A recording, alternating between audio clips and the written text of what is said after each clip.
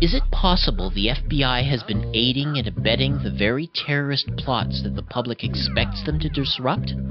As America recoils in the wake of the Boston City bombings, we will hear from author and award-winning journalist Trevor Aaronson about the FBI's role in infiltrating and assisting terrorists' attacks. Are preventative arrests, secret investigative hearings, and other provocative measures necessary in order to protect Canadians from terrorist plots? Constitutional lawyer Rocco Galati returns to weigh in on the Combating Terrorism Act. And what inconvenient facts do citizens need to know about in the context of Boston and the Canadian terrorist arrests? Julie Levesque of the Center for Research on Globalization provides us with an overdue fact check on mainstream media coverage of the renewed war on terrorism. On today's program, the FBI, Canada, and the politics of terror. Bringing you the analysis beyond the media headlines, the Global Research News Hour is on the air. Welcome to the Global Research News Hour for the week of May 2nd, 2013. I am series host and producer Michael Welch. The Global Research News Hour is a special radio collaboration between the Center for Research on Globalization and campus community radio station CKUW 95.9 FM in Winnipeg. We seek to provide you with access to analysis of the major issues shaping our world today, from thinkers, researchers, and unique political personalities rarely addressed by major media. Our program is available from the Center's website, globalresearch.ca. We can now also be heard on the Progressive Radio Network at prn.fm. We'll begin our show with some of the major stories shaping the national and international political landscape.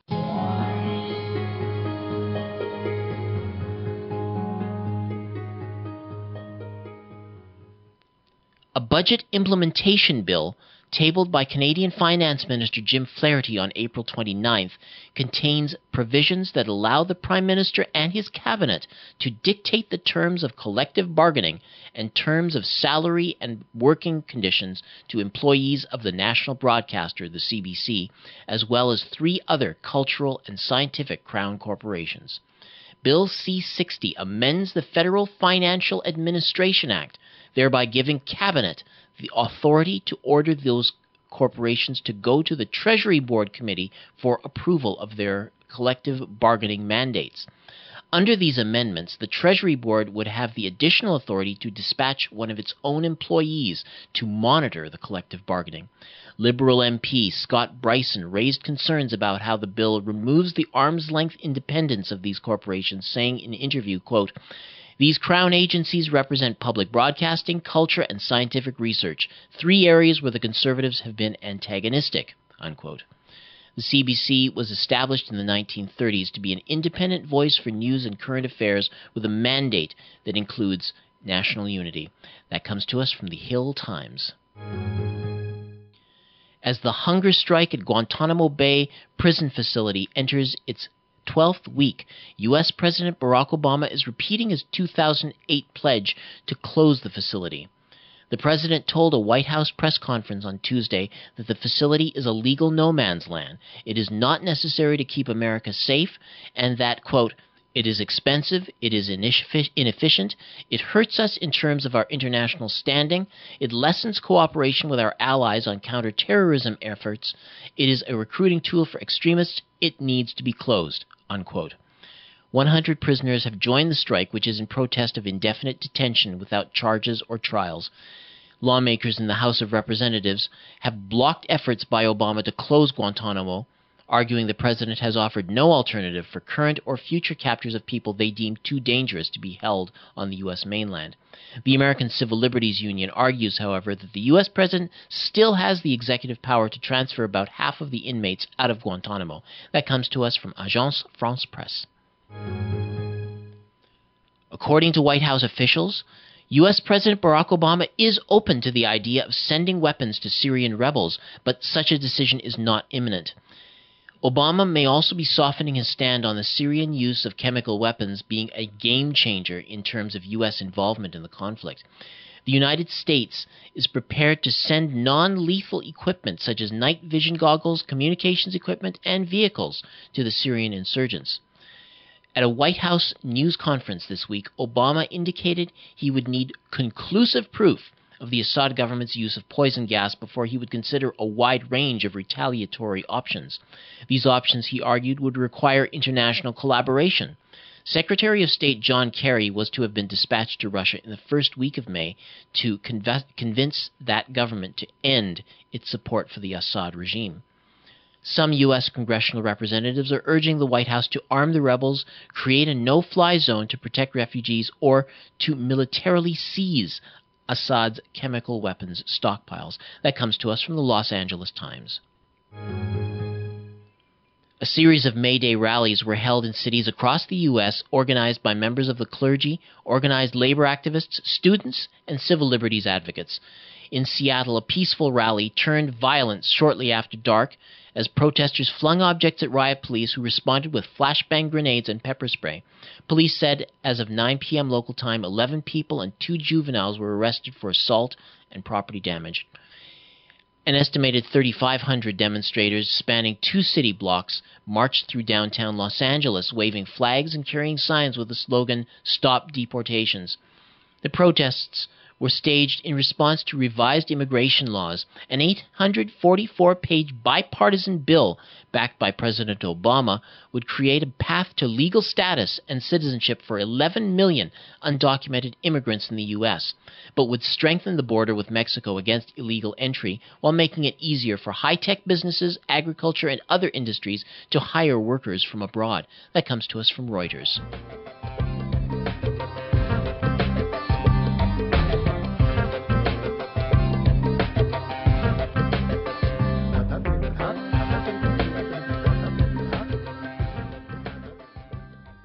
Revelations have come out about what the FBI knew about the Tsarnaev brothers, who were suspected of planting and detonating the makeshift bombs during the Boston Marathon recently.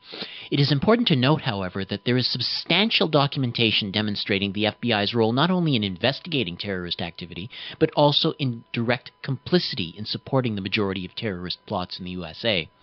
To help explain this very critical background, we're joined on the line by journalist Trevor Aaronson. He is co-founder of the Florida Center for Investigative Reporting and a senior fellow at the Schuster Institute for Investigative Journalism. He's the author of The Terror Factory: Inside the FBI's Manufactured War on Terrorism, and his award-winning reporting on FBI infiltration of Muslim communities made Project Censored's top 25 most censored stories of last year. Trevor Aaronson, could you tell us more about your research into the FBI's involvement in actually fostering terrorism? The genesis of the current FBI policy and program of using informants and terrorism sting operations came on 9/11, when the FBI was caught flat-footed and most U.S. intelligence agencies, or all U.S. intelligence agencies, had failed to predict and prevent this horrific attack. And George W. Bush came to Robert Mueller, the newly appointed FBI director at the time, who was still the head of the FBI, and basically said, never again. We can never allow another terrorist attack. And what that has done has been, or what one of the things that has happened as a result of this has been an escalation of what the FBI terms human intelligence. That is, informants who are paid by the FBI to provide information about others. And so for some historical context, under COINTELPRO and J. Edgar Hoover, when most people associate the FBI with abuses and spying on U.S. citizens, the FBI had 1,500 informants. During the drug wars of the 80s, that number increased to 6,000. And today we have a threefold increase over that to 15,000, most of whom were recruited after 9/11 and have been targeting Muslim communities in an effort to find people who are sympathetic to terrorists, who are interested in committing an act of terrorism. Because in the FBI's view, the greatest threat for terrorism today is coming from these Muslim communities. And so informants are being sent into these communities looking for people who are espousing radical beliefs, who are saying they want to commit some sort of act of violence in response to U.S. foreign policy. And what the FBI does is, through informants and through sting operations, they find these people who are espousing radical beliefs, and then they provide them with everything they need. So it might be someone who says, well, I want to, I want to bomb a downtown skyscraper, and the FBI will say, okay, well, we can make that happen. And using undercover agents and informants who are posing as operatives of Al-Qaeda or one of its affiliate programs or affiliate networks, they will say, okay, here's the car that you need to deliver the bomb, here's the bomb itself, and go to it. And they give them everything possible. And what my research has showed is that since 9/11, we've had 175 defendants who have been caught in these sting operations. And these are men who, in large measure, for whatever reason, hate the United States and want to commit some sort of act of violence, but they don't have the means on their own. These are men who are entirely incapable. They're men on the fringes of U.S. Muslim communities who are at times economically desperate, at other times are mentally ill, and all of them are easily manipulated by a strong-willed FBI agent or a strong-willed FBI informant. And in these sting operations, as I mentioned, the FBI provides everything, the means to commit their act of terrorism, but also in some cases the actual idea for the crime itself. And what the FBI says in justifying this policy is that it's preventing the terrorists of tomorrow today by finding the people who would push that button to detonate the bomb if someone were there to give them that bomb.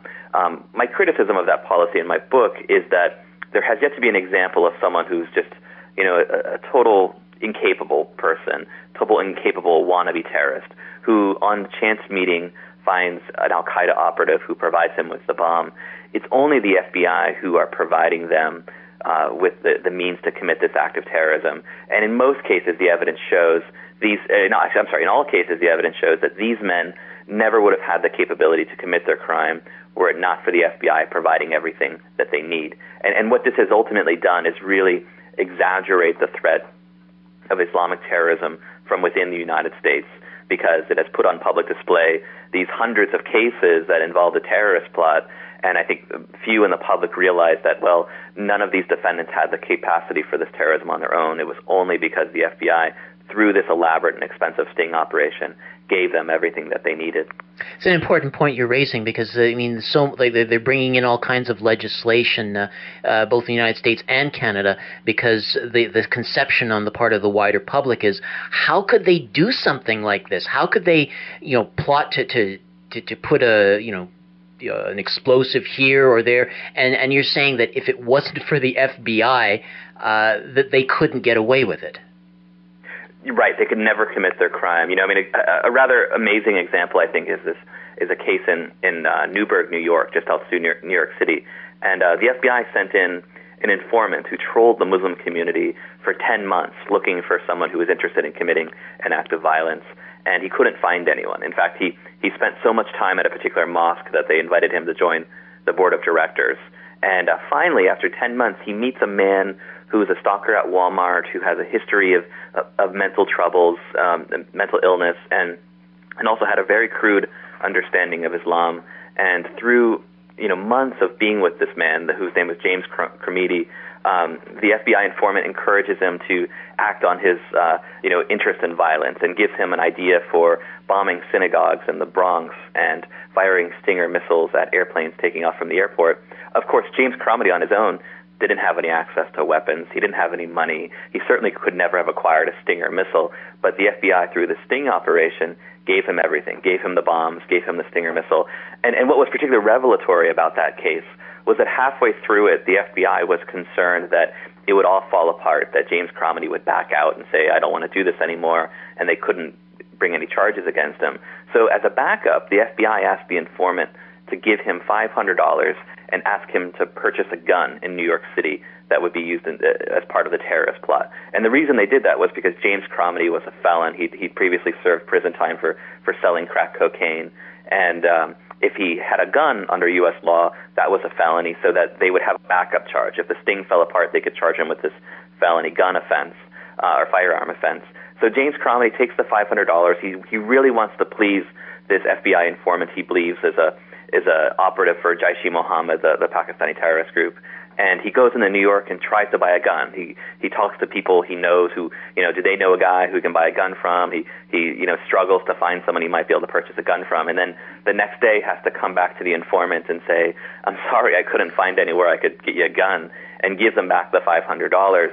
And, what's amazing is that James ultimately would be prosecuted for conspiracy to use a weapon of mass destruction, and FBI Director Robert Mueller has testified before Congress about what an incredible danger and threat he would have been had he been able to unleash his plan to bomb synagogues in the Bronx.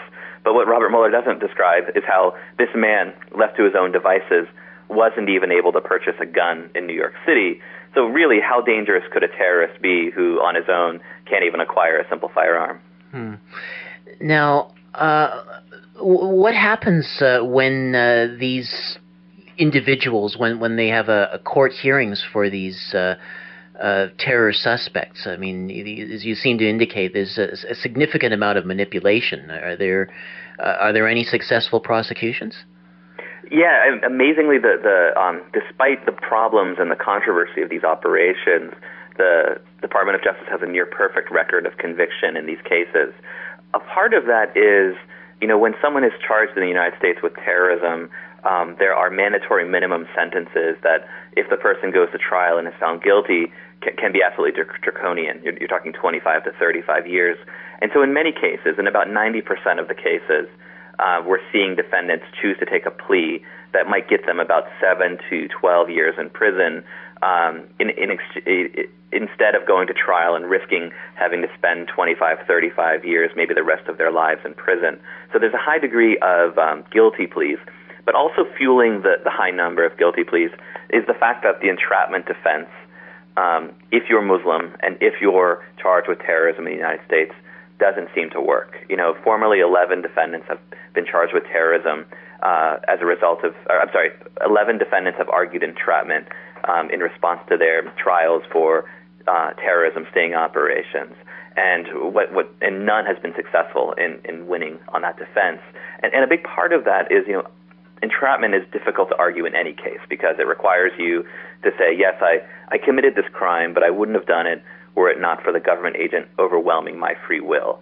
And the government can argue against that by proving two things. By proving one central thing, that you were predisposed to commit this crime before the introduction of the government agent.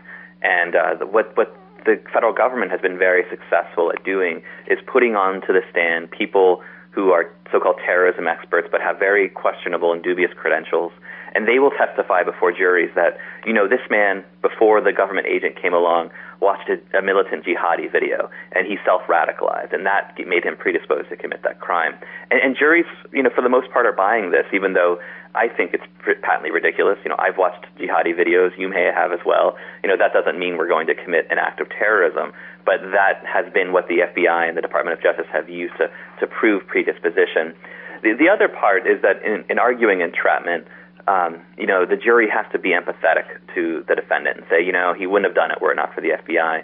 And the problem is that these FBI stings always involve these huge and horrific plots, not necessarily a small plot where a guy gets a gun and he's plotting to shoot somebody in the knee in the name of Al-Qaeda. This is, I'm going to give you a huge bomb and you're going to deliver it to a downtown building, and it's going to destroy that building as well as the adjacent city blocks, and you'll kill hundreds and if not thousands of people. And so when the jury hears this plot, they think, well, I work in that building, my sister, works in the next block, that could have been us.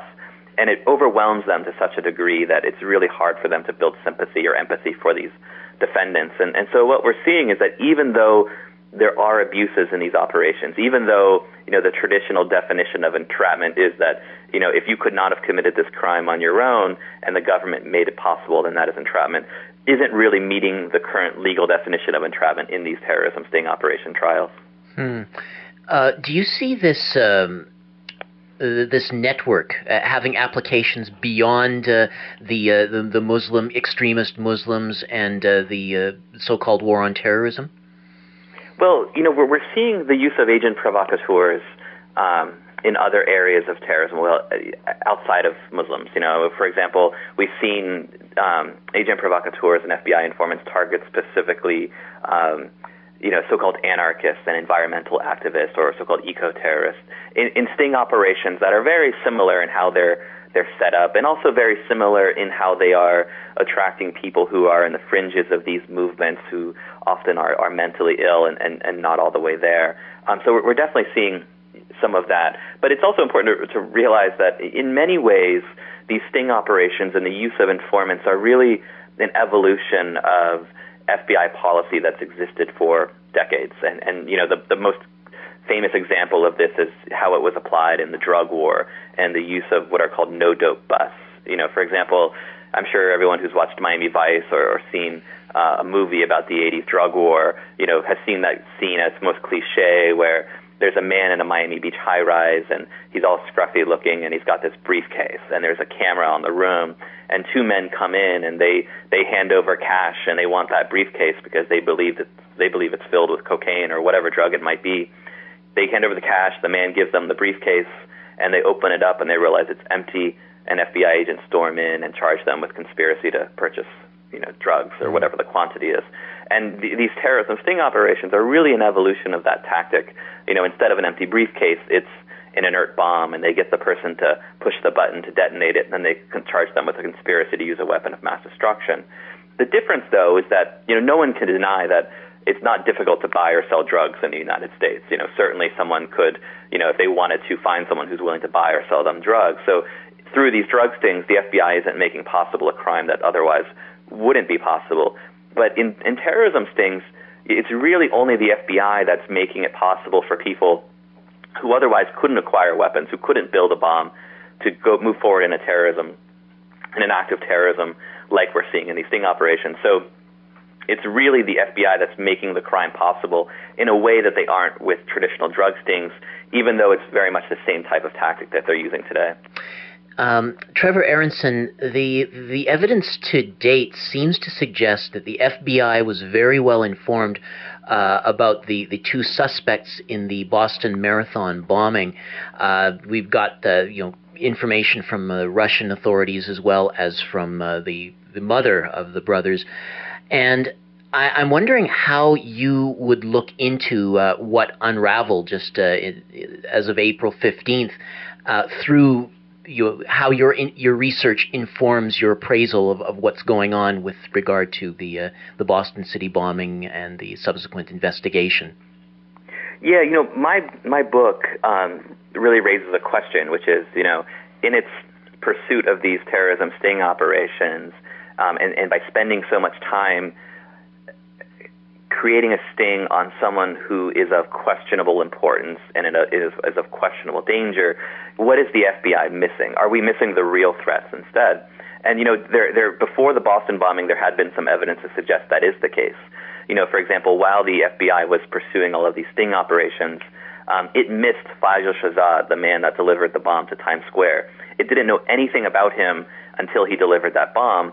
You know, fortunately that bomb didn't go off, but it was troubling that here's a man who delivered a bomb to Times Square, which is far more than many of these wannabe terrorists are able to do, and the FBI didn't know anything about him. The other man was Nidal Hassan, who killed 12 people at Fort Hood. You know, he rose up and started shooting people, and despite the FBI having investigated some of his emails to Anwar Awlaki, the Al-Qaeda propagandist, the FBI didn't view him as a threat, and as such missed him and missed the opportunity to prevent his act of terrorism. And what seems to have happened in Boston is the same thing. That is that the FBI, while it was focused on sting operations centering on people who were of questionable importance and questionable danger, missed the real dangerous guy, Tamerlan Tsarnaev. And what we know is that in January 2011, the Russian government came to the FBI and expressed concern about Tsarnaev, expressed concern that he may be sympathetic to militants in Chechnya and maybe somehow involved in terrorism.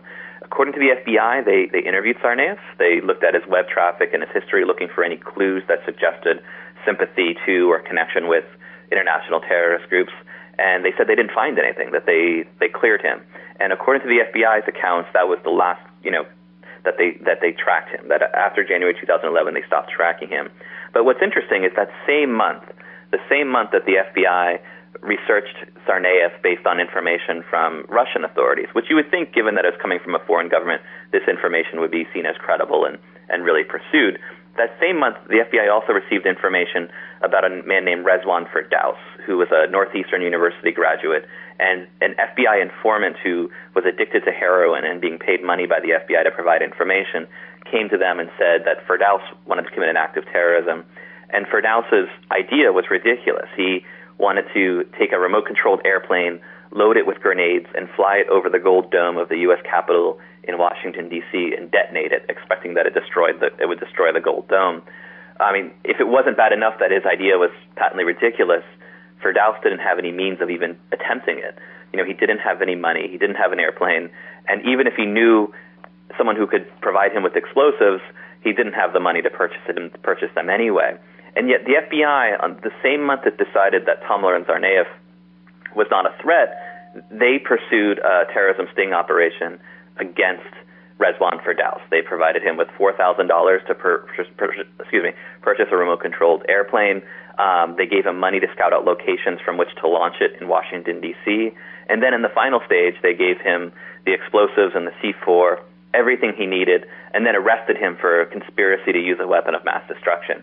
The evidence in this case clearly showed that he never could have committed his crime were it not for the FBI providing the means and the opportunity and spending all this time ushering him along through the terrorist plot. And so what's interesting is that while the FBI ignored someone who ultimately killed 4 people in Boston and injured more than 250 people, they then pursued this terrorism sting operation against a man whose danger was highly questionable. And I think this gets at the greater policy question for the FBI, which is, as a result of these terrorism sting operations, are we really targeting and pursuing the really dangerous guys, or are we just building cases against people on the fringes of communities who are easily manipulated by government agents? So it's essentially there's the exterior threat, and then I don't know if you call it a bureaucratic threat, but in order to maintain the existing system, you're diverting resources away from where real threats might conceivably exist. Yeah, I don't think anyone at the FBI is saying we don't want to pursue real threats. We want to pursue these fake ones. What's ultimately been created is kind of a bureaucratic evil and a bureaucratic problem, which is that, the FBI receives $3 billion every year for its counterterrorism program. It's more money than it receives for organized crime, and it's the largest part of its budget. And I think what it boils down to often is the fact that there's a lot of money for counterterrorism and not a lot of terrorists going around. And so these sting operations are a very convenient way for the FBI to provide metrics, to be able to say, look at us, we're keeping you safe, we're doing our job. These are the terrorism sting cases we've found, these are the terrorists that we found in the United States. But if you look at these cases closely, and if you look at FBI Director Robert Mueller's testimony before Congress on counterterrorism over the last decade, they consistently cite these sting operations as examples of terror plots thwarted, even though the FBI provided all of the means and the transportation and the weapons needed for this type of crime. And so what I think ends up happening is that there's a real incentive structure and pressure from within the Bureau to make cases, and that flows from the top executive level down to field agents who then push their thousands of informants to identify people who would-be terrorists. And these informants know that they can make a lot of money, $100,000 or more per case, if they can bring to the FBI someone who is interested in committing an act of terrorism. And what that ultimately does then is create a net that is capturing people on the fringes of these communities who are easily manipulated, economically desperate, sometimes mentally ill, and they say they want to commit an act of terrorism. And the Bureau, kind of anxious and eager to make terrorism cases, is then moving along in sting operations against these men based on the theory that, well, he's not dangerous now, but he wants to commit an act of terrorism, and maybe one day he'll be able to do that. And, so they're then bringing these cases against people of very questionable danger, very questionable importance in the scheme of terrorism in the world and in the United States, while at the same time they've been missing the really dangerous guys. They've been missing Fayez Shahzad, and they missed the Tsarnaev brothers. And I think this may prove to be a huge distraction for the FBI, that as they've been pursuing these people in sting operations, they're really missing the dangerous terrorists, because the dangerous terrorists aren't really stupid enough to get caught up in these sting operations. Trevor Aaronson is co-founder of the Florida Center for Investigative Reporting and a senior fellow at the Schuster Institute for Investigative Journalism, and the author of The Terror Factory, Inside the FBI's Manufactured War on Terrorism. Trevor Aaronson, thank you very much for bringing your insights to our program. Of course, thank you for having me.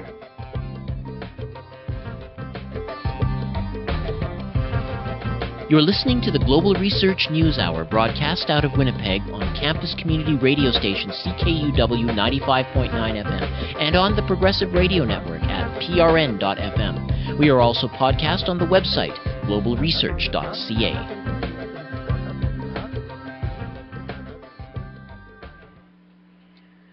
On April 25th, the Parliament of Canada gave royal assent to Senate Bill S7, referred to as the Combating Terrorism Act. This bill resurrects the provisions of preventive arrest and investigative hearings from the former Anti-Terrorism Act Bill C-36, which sunsetted in 2007. The Senate bill, which has been tabled in February of last year and was fast-tracked on the parliamentary agenda in the wake of the Boston Marathon bombings, within a day of the bill returning to Parliament for debate, the RCMP announced the arrest of two men supposedly linked with al-Qaeda in Iran, suspected of plotting to derail a Via passenger train. The bill passed with the support of the opposition Liberals, who, while in power in 2001, introduced the first post-9/11 anti-terrorism legislation. Defenders of the legislation say the provisions are necessary to protect Canadians in the midst of the threat of domestic and international terrorism. Critics of the bill fear for the violations of constitutional protections in the Canadian Charter. Joining us to discuss his concerns about the legislation and to put them in context is Rocco Galati. He is a Toronto-based constitutional lawyer. He's represented clients suspected of involvement in terrorism and has been outspoken against the provisions in this bill. Thank you so much for joining us, Rocco. Oh, thanks for having me again, Michael. Now, could you maybe outline the bill calls the provisions of preventive arrest and investigative hearings. Could you maybe discuss what those aspects of it and why Canadians should be concerned about those provisions? Well, this is the cadaver that's been exhumed that was sunsetted back in 2007. The nuggets of this bill are it reinstates what they call preventative detention. So somebody can be detained without charge and held without charge for 3 days on suspicion and then let out the door and then be re-detained indefinitely for 3 days. So this can be a revolving door. The other thing it resurrects is the so-called investigative hearing, where a person can be forced to answer questions. And if the person either refuses or they think he's lying, he can be imprisoned for up to 12 months. These are all draconian pre-revolutionary France provisions. They're essentially the old writs of attainder in the English Civil War, that were abolished in 1689 with the English Bill of Rights, and they're similar to the lettre de cachet that they had in pre-revolutionary France. So they're basically medieval provisions that flush the Constitution down the toilet.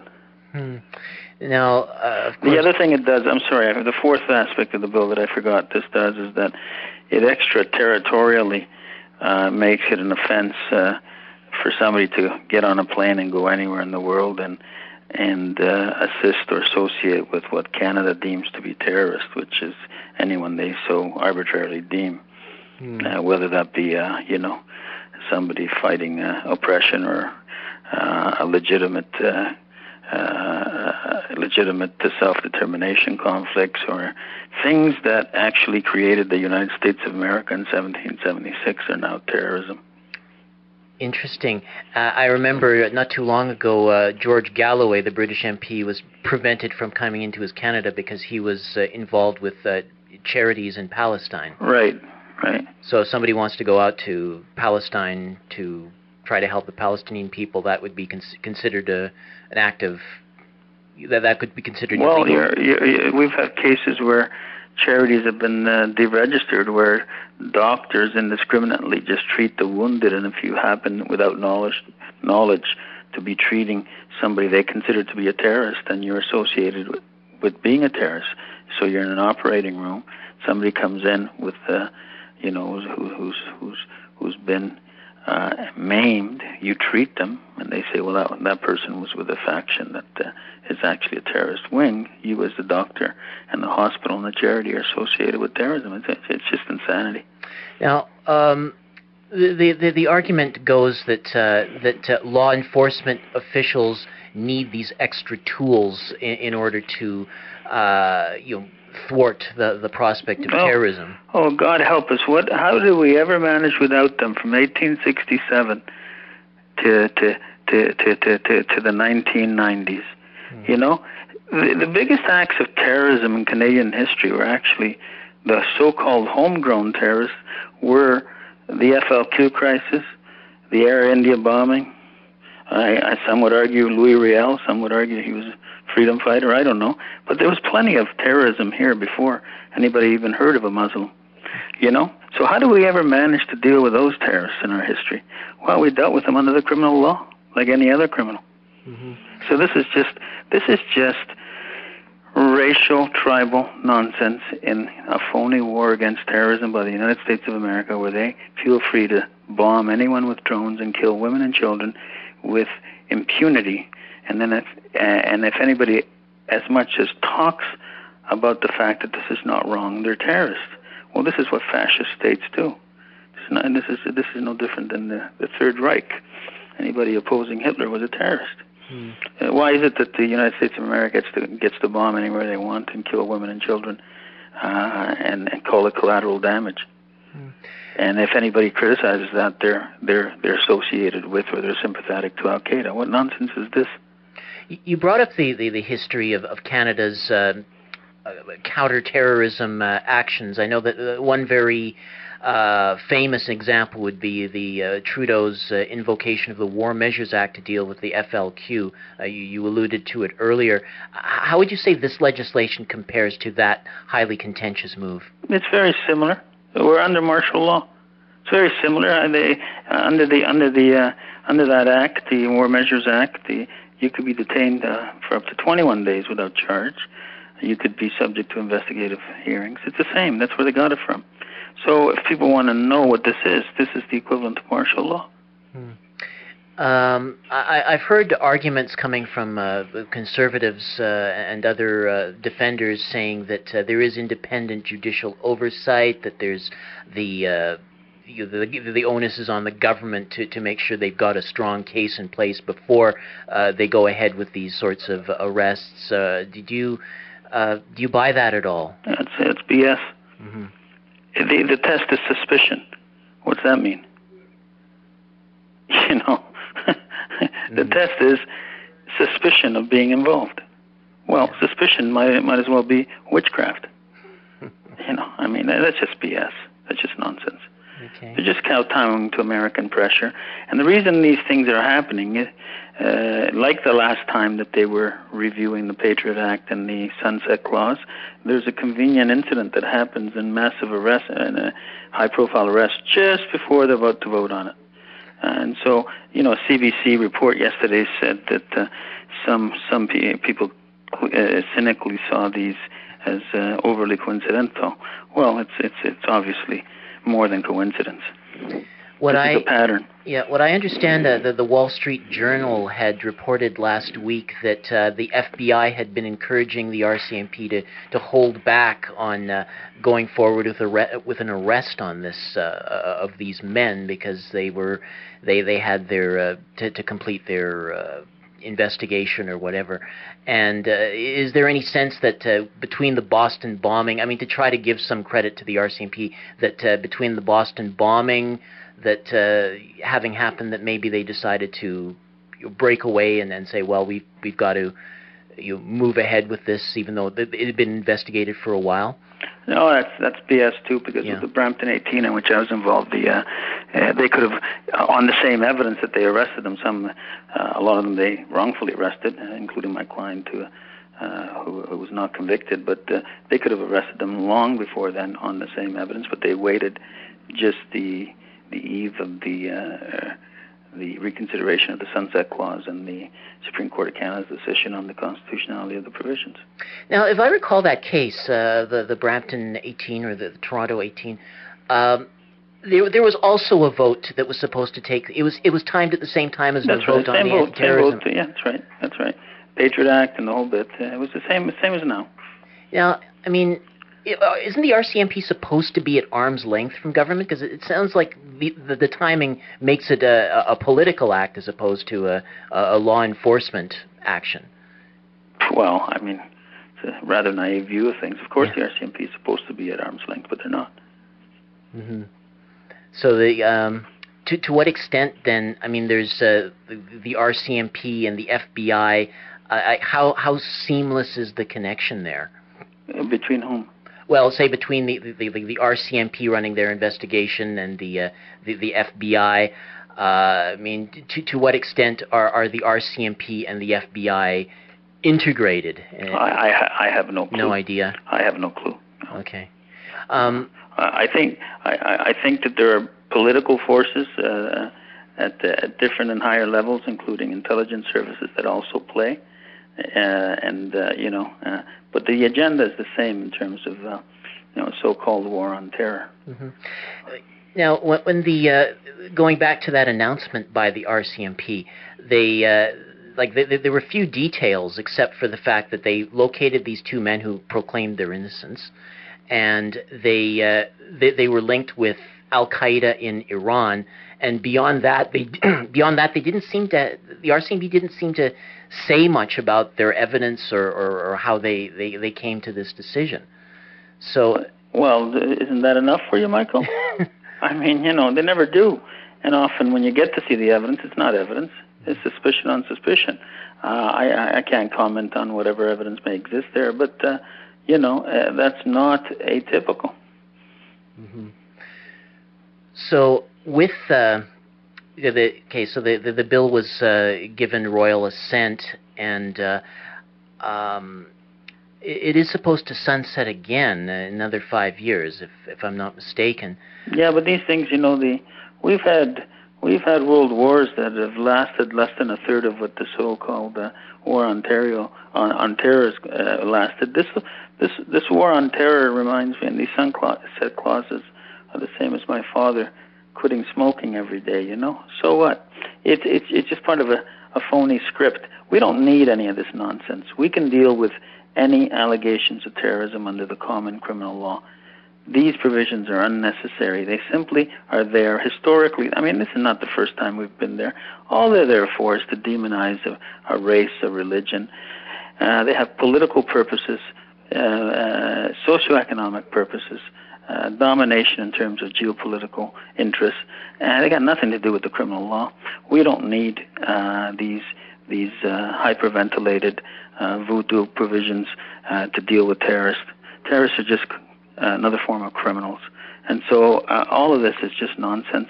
It's political.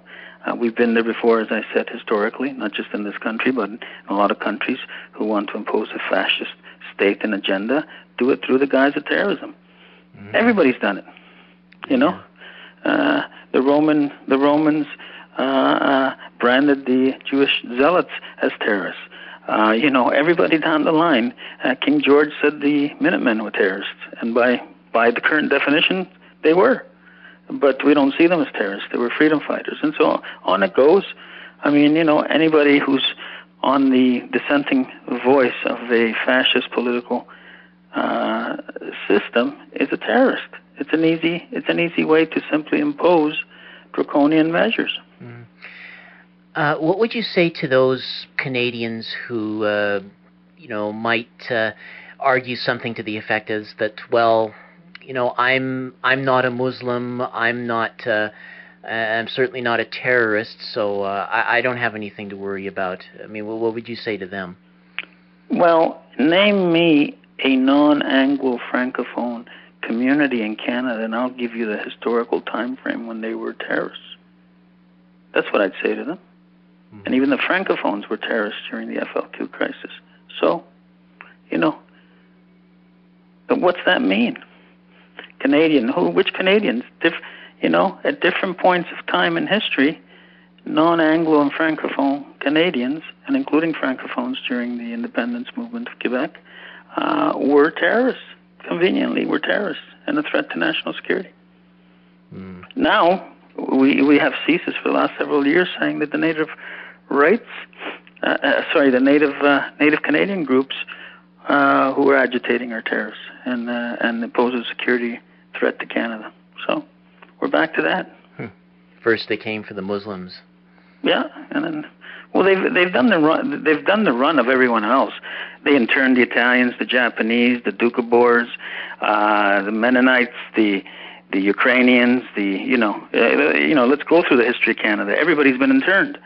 Every group has been interned or labeled treasonous when it was convenient to do so. Not to mention, everybody's been at the fascist end of that battering ram.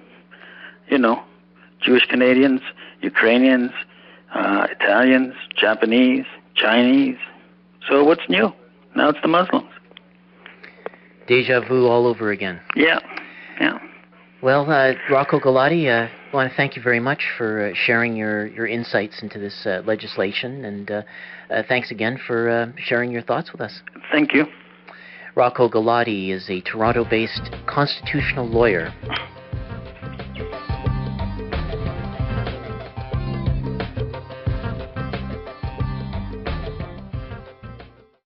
Joining me now on the line to discuss the Boston bombing attacks as well as the recent arrests in Canada and putting it in the context of the media coverage and how it's all playing out is Julie Levesque. She is one of the journalists working with globalresearch.ca.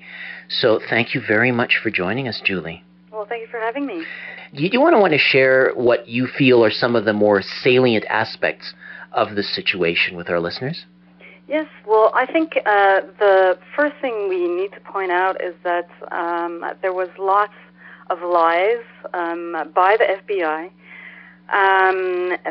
They've been, of course, the media, it's not their fault if the FBI is lying, but the thing is that they don't question afterwards the claims of the FBI. For example, one of the first lies that came up was that they said they didn't know who the two brothers were, and in fact they knew. They did, they were on watch lists, on the FBI watch list and on the CIA watch list as well. So that was one of the big lies. They had to admit it afterwards that they knew the brothers. And then we were told that the oldest of the two was killed in a shooting in a gunfire exchange with the police. It turned out, though, that we have seen on TV a video where it seems to be Tamerlan, who's in custody of the police. He's completely naked. He's handcuffed, and apparently his aunt identified him. So that raises the question, was he the victim of an extrajudicial assassination? And who did that? Because, the police, and they tell us he's dead, but, we cannot believe these people because they keep lying all the time. Also, they said that there was an exchange of fire with Dzhokhar, the youngest of the two brothers. It turned out afterwards that he was unarmed, so the whole gunfire exchange, again, was not true. One of the other lies that came up was that you probably remember that we were told that the two brothers robbed the 7-Eleven and that they stole a car from a man, and the man said, they said, we are the bombers, which is, it sounds, maybe it's true, but it sounds a little bit absurd. If you're running away from the police and then you steal a car and you tell the person from which you steal the car, hey, I'm the guy the police is looking for. It sounds a little bit strange, but coming back to the 7-Eleven robbery, it turned out that it was not the two brothers who robbed the 7-Eleven, and that was confirmed by the 7-Eleven spokesperson. Mm-hmm. Now, there's a lot of questions that remain. We were told that an MIT police was killed by the oldest of the two brothers, Tamerlan Tsarnaev. Is it true? Is it not? We don't know. I think we cannot believe anything the FBI says. And lately, we've been told that Dzhokhar Tsarnaev admitted of committing the bombings with his brother. But who says that? Who he admitted to who, and who's reporting those claims. I think we need to question all these claims. Yeah. And that's what the media is not doing. And when it seems like they're taking every single claim of the FBI at face value. Yeah, that's their official source, I suppose. I mean, I was following this pretty closely during the week, and it was on the Wednesday. I mean, there was this strange back and forth. We have a suspect in custody. Sources confirm this and say, actually, we don't have a suspect, and so they kept delaying this press conference. You had anything like what was going through your mind when you're hearing throughout that day? I mean, is this sloppiness, or are they trying to figure out what their next story is going to be? It's hard to know. I mean, to this day, I mean, what is really sad is that in the media, and the authorities as well. The President Obama has said that he's condemned the two boys already when we don't know for sure what happened. They've been accused, but they're still entitled to get a trial. Mm-hmm. And in the media, they've been condemned already, and it's really hard to know when with all these lies of the FBI. It's really hard to know what happened, and there's contradicting stories from the police also in Watertown. They said that the two brothers came to Watertown in two separate cars. And then you have the FBI saying that no, they came in a black Mercedes, black SUV. So there's so many contradictions. And also I think one important thing that was not in the mainstream media was that there was. Well, I'm saying it was not. It's not true. It was in a small. I think it was aired on a small TV station. There was a bomb drill the day before the marathon, and one of the witnesses is a veteran marathon runner. His name is Alistair Stevenson. He was there, and he said that he's never seen in his life. He's been to many big marathons, and he said never in his life he's seen such a high level of security at a marathon. And he said they had bomb-sniffing dogs, and you could see that there were snipers on tops of buildings, and they kept saying to people, don't worry, it's just a drill. And, I mean, the media, mainstream media, should have investigated that further, and they have not. And that sort of just remained uninvestigated, and that's not normal. I mean, if there was a drill, and if there was such high security, and what is really strange is that now we're saying that, we need more security, and if there was such high security at that marathon, how come that's when the bombing happened? Yeah. What it means is that even if you have the highest security level possible, it doesn't guarantee that you're not going to have any attacks. There was a decision by the Canadian government to bring forward this legislation relating to the Combating Terrorism Act, and very fortuitously there just happened to be the announcement of this arrest, and very few details except for the fact that you have the two suspects. They wanted to plot to derail a Via passenger train, and they linked it with Al-Qaeda in Iran. And other than that, we can't say anything because there's an investigation. I mean, what do you make of that whole situation? Yeah, well, that is very strange. I mean, obviously, I think it is clear that it's been that specific case, whether the suspects are guilty or not, and then again, they're presented as guilty even if, they denied being having plotted to derail that train. They're presented as guilty in the media, and the media doesn't question. Again, they don't question the claims of the RCMP. And I mean, in the past, they've proven to, like the FBI, they've proven to lie and to run sting operations. To entrap people, to make them plot to commit acts of terrorism. So. And yet, they're saying that, we've foiled the plot. But where's the evidence? We don't have any evidence. And the media, again, has taken this at face value. They don't question the claims of the RCMP.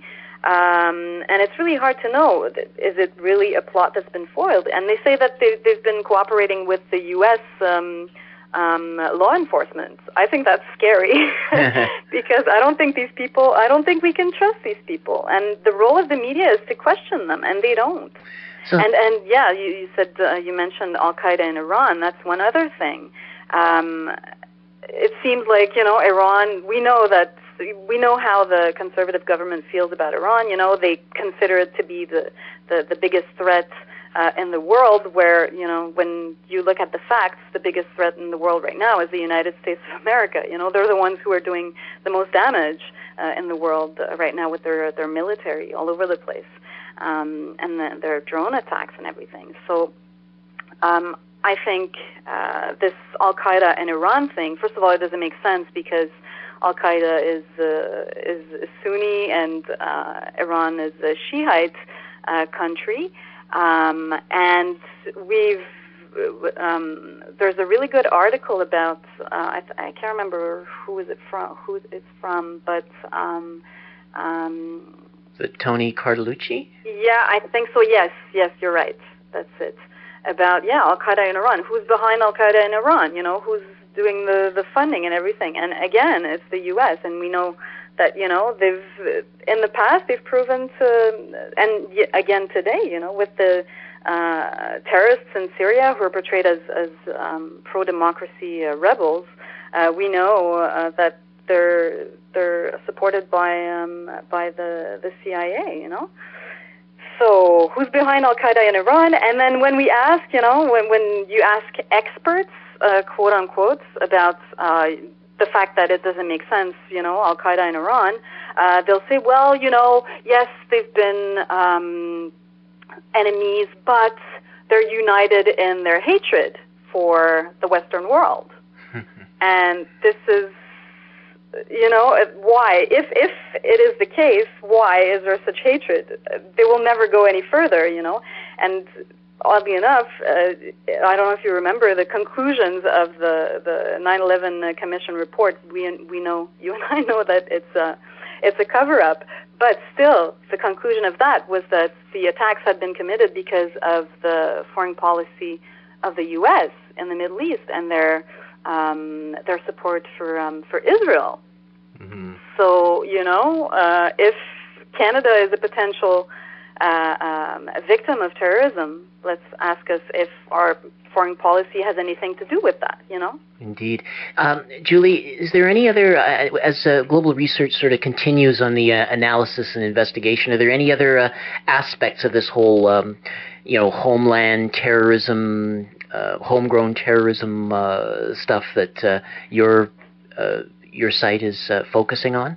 Yeah, well, actually, there's a really good article by James Petrus that's been posted recently. He talks about the revived war on terror, and I think whether it was really an act of terrorism committed by the two Tsarnaev brothers or not, it is clear that the event is being used to revive the war on terror, and even the government, the Canadian government, when they said when they decided to pass a new law, the S7 bill, they said that they used the Boston bombing as an example to say that yes, there is really a terrorist threat. It is very real, and that's why we need new laws. And so James Petrus in his article focuses on the police state, and it's clear that the impact for our country and for the U.S. is that there's new attacks on our rights and liberties. Well, Julie Levesque, it's always a pleasure to speak with you. Thank you for coming on our show yet again, and thanks for your ongoing work with the global research. Well, thank you. We've been speaking with Julie Levesque, journalist and researcher with the Centre for Research on Globalization in Montreal. You've been listening to the Global Research News Hour. You can hear our programs every week on CKUW 95.9 FM in Winnipeg and on partnering radio stations across the country. We are broadcast on the Progressive Radio Network at prn.fm. You can also download each episode from the website globalresearch.ca. To leave feedback on this program, email globalresearchnewshour@gmail.com. I am series host and producer Michael Welch. Join us again next week.